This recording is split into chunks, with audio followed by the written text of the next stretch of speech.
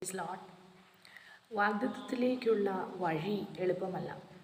നമ്മുടെയൊക്കെ ജീവിതത്തിൽ കർത്താവ് കഴിഞ്ഞ നാളുകളിൽ ഒത്തിരി വാഗ്ദത്തങ്ങൾ നൽകിയിട്ടുണ്ടല്ലേ.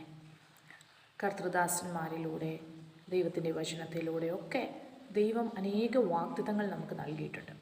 എന്നാൽ നമ്മൾ മനസ്സിലാക്കേണ്ട പ്രധാനപ്പെട്ട വിഷയം, അതിലേക്കുള്ള ആ പാത എളുപ്പമുള്ളതല്ല.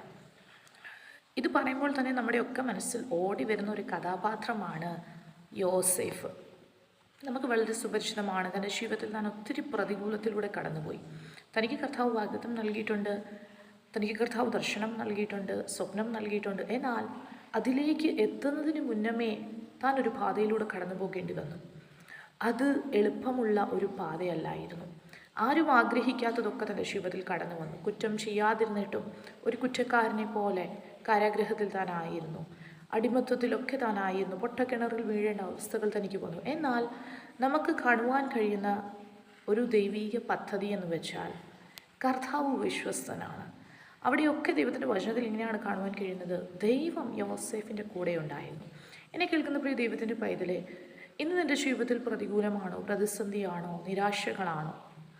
കർത്താവിൻ്റെ വചനത്തിൽ നിന്ന് ദൈവം നമുക്ക് നൽകുന്ന ഉറപ്പിതാണ്, ഭാരപ്പെടേണ്ട, നിൻ്റെ വാഗ്ദത്തത്തിലേക്ക് കർത്താവ് നിന്നെ എത്തിക്കും. ഒരു പക്ഷേ സാഹചര്യങ്ങളിലേക്ക് നോക്കുമ്പോൾ എല്ലാം പ്രതികൂലമായിരിക്കും, പ്രതീക്ഷയുടെ ഒരു അവസ്ഥകളും മുൻപിൽ കാണുന്നില്ലായിരിക്കും. എന്നാൽ ദൈവം വാഗ്ദത്തങ്ങളിൽ വിശ്വസ്തനാണ്. ഹല്ലേലൂയ.